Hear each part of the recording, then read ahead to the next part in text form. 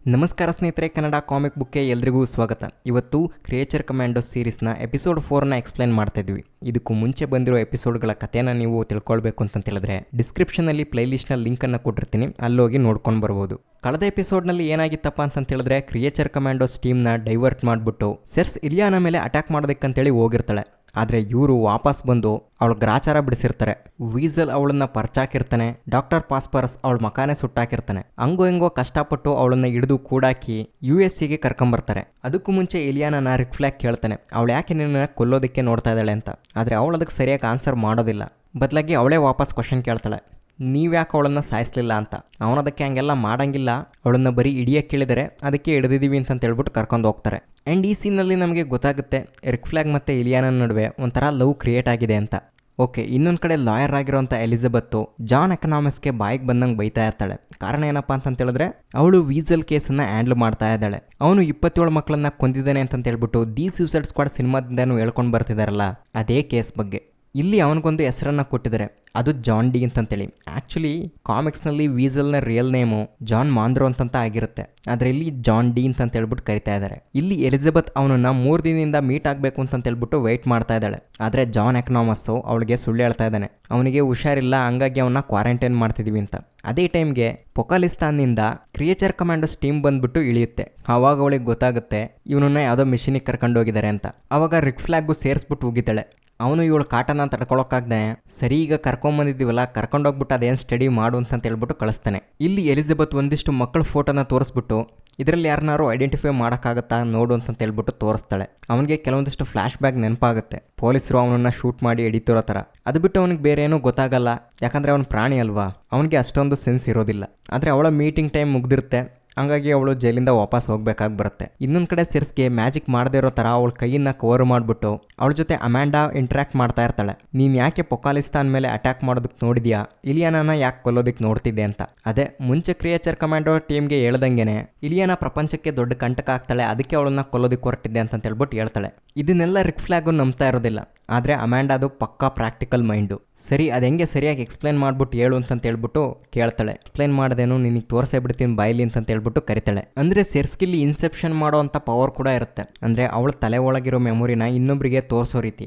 ಸರಿ, ಅದೇನು ತೋರಿಸ್ಬಿಡ್ತಾಳೆ ನೋಡೇ ಬಿಡೋಣ ಅಂತಂತೇಳ್ಬಿಟ್ಟು ಅಮ್ಯಾಂಡಾನು ಕೂಡ ಹೋಗ್ತಾಳೆ. ಆವಾಗ ಅವಳಿಗೆ ಗೊತ್ತಾಗುತ್ತೆ ಇಲಿಯಾನ ಅವಳ ಆರ್ಮಿನ ಕಟ್ಕೊಂಡ್ಬಿಟ್ಟು ಇಡೀ ಪ್ರಪಂಚದ ತುಂಬ ಯುದ್ಧ ಮಾಡಿ USA ವೈಟ್ ಹೌಸನ್ನು ಬಿಡದೇ ಇರೋ ರೀತಿ ಅಕ್ವೈರ್ ಮಾಡಿ ಇರೋ ಬರೋ ಸೂಪರ್ ಹೀರೋಗಳನ್ನೆಲ್ಲ ಕೊಂದು ನೇತಾಕಿರ್ತಾಳೆ.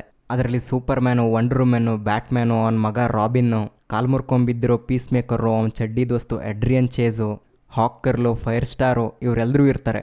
ಇದನ್ನೆಲ್ಲ ನೋಡ್ಬಿಟ್ಟು ಅಮ್ಯಾಂಡಾ ವಾಲರ್ ದಂಗಾಗಿ ಹೋಗ್ಬಿಡ್ತಾಳೆ. ಇದೆಲ್ಲ ನಿಜವಾಗ್ಲೂ ನಡೆಯುತ್ತಾ ಅಥವಾ ಇಲ್ಯೂಷನ್ ಅಂತೇಳ್ಬಿಟ್ಟು ತಿಳ್ಕೊಳ್ಳೋದಕ್ಕೆ ತೆಮಿಸ್ಕಿರ ಮೇಲೆ ತುಂಬ ಸ್ಟಡಿ ಮಾಡಿರೋಂಥ ಒಬ್ಬರು ಪ್ರೊಫೆಸರು ಡಾಕ್ಟರ್ ಮೆಕ್ಫಿರ್ಸನನ್ನು ಕರೆಸ್ಬಿಟ್ಟು ವಿಚಾರಿಸ್ತಾರೆ. ಅವಾಗ ಗೊತ್ತಾಗುತ್ತೆ ಸೆರ್ಸ್ ತುಂಬ ಚೆನ್ನಾಗಿ ಫ್ಯೂಚರನ್ನು ಪ್ರೆಡಿಕ್ಟ್ ಮಾಡ್ತಾಳೆ. ಇದೇ ಥರ ತೆಮಿಸ್ಕಿರಾದಲ್ಲಿ ಸುನಾಮಿ ಬಂದ್ಬಿಟ್ಟು 100 ಜನ ಸಾಯ್ತಾರೆ ಅಂತೇಳ್ಬಿಟ್ಟು ಪ್ರೆಡಿಕ್ಟ್ ಮಾಡಿದ್ಲು. ಅದು ಸೇಮ್ ಅದೇ ಥರನೇ ಆಗಿತ್ತು. ಆದರೆ ಇತ್ತೀಚೆಗೆ ಅವಳ ಪ್ರಭಾವ ಸ್ವಲ್ಪ ಕಡಿಮೆ ಆಗಿದೆ ಅಂತೇಳ್ಬಿಟ್ಟು ಹೇಳ್ತಾರೆ. ಆದರೆ ಡೆಫಿನೆಟ್ಲಿ ಅವಳ ಫ್ಯೂಚರನ್ನು ಬೇರೆಯವರಿಗೆ ಶೋ ಮಾಡ್ಬೋದು, ಆದರೆ ಇಮ್ಯಾಜಿನೇಷನ್ಸ್ಗಳನ್ನು ಅಲ್ಲ ಅಂತೇಳ್ಬಿಟ್ಟು ಹೇಳ್ತಾಳೆ. ಈಗ ಅಮ್ಯಾಂಡಾ ವಾಲರ್ಸ್ಗೆ ಒಂದು ಯೋಚನೆ ಬಂದ್ಬಿಡುತ್ತೆ, ಇಷ್ಟೆಲ್ಲ ಆಗೋ ತನಕ ಕಾದ್ಬಿಟ್ಟು ರಿಸ್ಕ್ ತಗೊಳ್ಳೋದು ಬೇಡ, ಅತ್ಲಾಗಿ ಇಲಿಯಾನನ ಎತ್ತಿಬಿಡೋಣ ಅಂತ. ಆ್ಯಂಡ್ ಅದಕ್ಕೋಸ್ಕರ ರಿಕ್ ಫ್ಲಾಗ್ನ ಅಪಾಯಿಂಟ್ ಮಾಡೋದಕ್ಕಂತೇಳಿ ನೋಡ್ತಾಳೆ. ಆದರೆ ಅವನಿದಕ್ಕೆ ಒಪ್ಕೊಳ್ಳೋದಿಲ್ಲ. ಪ್ರಾಣಕ್ಕಂತೆ ಪ್ರಾಣನೇ ತೆಗಿಬೇಕು ಅಂತಂತೇಳಿದ್ರೆ ಯಾರು ಒಪ್ಕೊಳ್ತಾರೆ ಹೇಳಿ. ಅದಕ್ಕೆ ಅವನು ಕತೆ ಹೊಡೆಯೋದಕ್ಕೆ ಶುರು ಮಾಡ್ತಾನೆ. ನಾನು ದೇಶಕ್ಕೋಸ್ಕರ ಒಳ್ಳೆ ಕೆಲಸ ಮಾಡ್ತೀನಿ ನಿಜ, ನಮ್ಮ ದೇಶ ಬೇರೆಯವ್ರ ಪ್ರಾಣ ತೆಗಿಂತಂತೇಳ್ಬಿಟ್ಟೇನು ಹೇಳಲ್ಲ, ಹಂಗಾಗಿ ನಾನು ಈ ಆಟಕ್ಕಿಲ್ಲ ಅಂತ. ಆದರೆ ಅಮ್ಯಾಂಡಾ ವಾಲರ್ ಇಷ್ಟಕ್ಕೆ ಸುಮ್ಕಾಗಲ್ಲ. ಇವನೊಬ್ಬನೇ ದೊಣ್ಣೆ ನಾಯಕ ಅಂತೇಳ್ಬಿಟ್ಟು ಬ್ರೈಡನ್ನೇ ಕ್ಯಾಪ್ಟನ್ ಮಾಡಿ ಅದೇ ಕ್ರಿಯೇಚರ್ ಕಮಾಂಡೋಸ್ ಟೀಮನ್ನು ಮತ್ತೆ ಪೊಕಾಲಿಸ್ತಾನ್ಗೆ ಹೊರಡಕ್ಕೆ ಹೇಳ್ತಾರೆ. ಇದಕ್ಕೂ ಮುಂಚೆ ಈ ಟೀಮು ಒಟ್ಟಾಗಿ ಕೆಲಸ ಮಾಡಿರೋದ್ರಿಂದ ಅವ್ರ ನಡುವೆ ಒಂದೊಳ್ಳೆ ಫ್ರೆಂಡ್ಶಿಪ್ ಕ್ರಿಯೇಟ್ ಆಗಿರುತ್ತೆ. ಸೊ ಅದಕ್ಕೋಸ್ಕರನೇ ಇಲ್ಲಿ ನಿನಾ ಮುಜುರ್ಸ್ಕಿಗೆ ಒಂದು ಚಿಂಪಾಂಜಿ ಥರದ ಮಾನ್ಸ್ಟರು ರ್ಯಾಗಿಂಗ್ ಮಾಡಿ ಫುಡ್ ಕಿತ್ಕೊಂಡಿದ್ಕೆ ಬ್ರೈಡ್ ಅವನು ಮುಸುಡಿ ಕಿತ್ತೋಗಂಗೆ ಹೊಡೆದಿರ್ತಾಳೆ. ಈ ಎಪಿಸೋಡ್ನಲ್ಲಿ ಅವ್ನು ಸತ್ತೋಗಿರೋ ಥರ ತೋರಿಸ್ತಾರೆ. ಆದರೆ ಅಮ್ಯಾಂಡಾ ವಾಲರ್ಸ್ಗೆ ಸೆರ್ಸ್ ತೋರಿಸಿದ ಫ್ಯೂಚರ್ನಲ್ಲಿ ಸೇಮ್ ಅದೇ ಚಿಂಪಾಂಜಿ ಮಾನ್ಸ್ಟರು ಇಲಿಯಾನ ಟೀಮ್ ಒಳಗಡೆ ಇರುತ್ತೆ. ಮೇ ಬಿ ಅದೇ ಅವಳ ಆರ್ಮಿಯ ಕ್ಯಾಪ್ಟನ್ ಆಗಿರುತ್ತೋ ಏನೋ. ಓಕೆ, ಇನ್ನೊಂದು ಕಡೆ ಅಣ್ಣ ಎರಿಕ್ ಫ್ರಾಂಕಿನ್ಸ್ಟನ್ನು ರಿಕ್ ಫ್ಲಾಗನ್ನು ಹುಡುಕಾಡ್ಕೊಂಡು ಬಂದು ಹೊಡೆಯೋದಕ್ಕಂತೇಳಿ ನೋಡ್ತಾನೆ.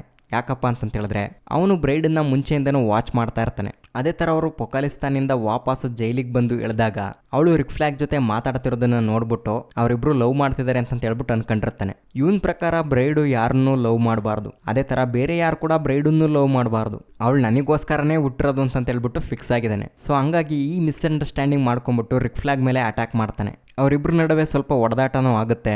ಅವಾಗ ರಿಕ್ ಫ್ಲಾಗು ಅವ್ನ ಕಣ್ಣಿಗೇನೆ ಗನ್ ಪಾಯಿಂಟ್ ಮಾಡಿಬಿಟ್ಟು ಸ್ವಲ್ಪ ಸಮಾಧಾನದಿಂದ ಮಾತಾಡೋ ಗುರು, ರೀಸನ್ ಇಲ್ಲದೆ ನನ್ನ ಮೇಲೆ ಅಟ್ಯಾಕ್ ಮಾಡಬೇಡ ಅಂತ ಹೇಳ್ಬಿಟ್ಟು ಕೇಳ್ತಾನೆ. ಅವಾಗ ಇಬ್ಬರು ಸಮಾಧಾನದಿಂದ ಮಾತಾಡಿದಾಗ ಗೊತ್ತಾಗುತ್ತೆ ಬ್ರೈಡ್ಗೂ ಇವನಿಗೂ ಯಾವುದೇ ಥರ ಸಂಬಂಧ ಇಲ್ಲ, ಇವನು ಲವ್ ಮಾಡ್ತಾ ಇರೋದು ಇಲಿಯಾನಾನ, ಬ್ರೈಡ್ಗೂ ಇವನಿಗೂ ಯಾವುದೇ ಥರ ಸಂಬಂಧ ಇಲ್ಲ ಅಂತ. ಆದರೆ ಈಗ ಇಲಿಯಾನ ತೊಂದರೆನಲ್ಲಿದ್ದಾಳೆ, ಜೊತೆಗೆ ಫ್ರಾಂಕಿನ್ಸ್ಟನ್ಗೂ ಬ್ರೈಡ್ ಬೇಕು. ಹಂಗಾಗಿ ಒಬ್ರಿಗೊಬ್ರು ಸಹಾಯ ಮಾಡ್ಕೊಳ್ಳೋಣ, ಇಬ್ರು ಟೀಮ್ ಅಪ್ ಆಗೋಣ ಅಂತೇಳ್ಬಿಟ್ಟು ಫಿಕ್ಸ್ ಆಗ್ತಾರೆ. ಇನ್ನೊಂದು ಕಡೆ ಕ್ರಿಯೇಚರ್ ಕಮಾಂಡೋಸ್ ಟೀಮು ಮತ್ತೆ ಫ್ಲೈಟ್ ಹತ್ಕೊಂಡು ಪೊಕಾಲಿಸ್ತಾನ್ಗೆ ಜರ್ನಿ ಮಾಡ್ತಾ ಇರ್ತಾರೆ. ಅವಾಗ ವೀಸಲ್ಲು ನಿದ್ದೆ ಮಾಡ್ತಾ ಇರುವಾಗ ಮಾತಾಡ್ತಾರಲ್ಲ ಆ ಥರ ರಿಯಾಕ್ಟ್ ಮಾಡ್ತಾ ಇರುತ್ತೆ. ಅದಕ್ಕೆ ನಿನ್ನ ಕೇಳ್ತಾಳೆ ಇವನ್ಗೇನು ಕನ್ಸು ಬೀಳ್ತಿರ್ಬೋದು ಅಂತ. ಅದಕ್ಕೆ braid may be chasing A ಸ್ಕ್ವೇರಲ್ ಅಂತೇಳ್ಬಿಟ್ಟು ಹೇಳ್ತಾಳೆ. ಅದೇ ಈ ಎಪಿಸೋಡ್ನ ಹೆಸರು, ಚೇಸಿಂಗ್ ಎ ಸ್ಕ್ವೇರಲ್. ಆದರೆ ಪಾಪ ವೀಸಲ್ ಕತೆ ಏನು ನಡೆದಿತ್ತು ಅಂತೇಳ್ಬಿಟ್ಟು ಅವನಿಗೆ ಮಾತ್ರ ಗೊತ್ತು, ಅವನಿಗೆ ಮಾತಾಡೋದಕ್ಕೆ ಬರಲ್ಲ. ಹಂಗಾಗಿ ಯಾರ ಹತ್ರ ಹೇಳ್ಕೊಳ್ಳೋ ಹಾಗಿಲ್ಲ. ಆ್ಯಕ್ಚುಲಿ ಅವ್ನ ಕತೆ ಏನಪ್ಪ ಅಂತಂತೇಳಿದ್ರೆ, ಒಂದು ಸ್ಕೂಲ್ ಗ್ರೌಂಡಲ್ಲಿ ಮಕ್ಕಳು ಆಟ ಆಡ್ತಾ ಇರ್ತಾರೆ. ಅದೇ ಗ್ರೌಂಡಲ್ಲಿರುವಂಥ ಒಂದು ಪೊದೆ ಒಳಗಡೆ ಇವನು ಬಚ್ಚಿಟ್ಕೊಂಡು ಕೂತಿರ್ತಾನೆ. ಅದನ್ನು ಒಂದು ಮಗು ಬಂದ್ಬಿಟ್ಟು ಅಬ್ಸರ್ವ್ ಮಾಡಿ ಅವ್ರ ಫ್ರೆಂಡನ್ನೆಲ್ಲ ಕರೆದ್ಬಿಟ್ಟು ಅದಕ್ಕೆ ಚಾಕ್ಲೇಟು ಹಣ್ಣೆಲ್ಲ ಕೊಟ್ಬಿಟ್ಟು ಅದನ್ನು ಫ್ರೆಂಡ್ ಮಾಡ್ಕೊಳ್ತಾರೆ.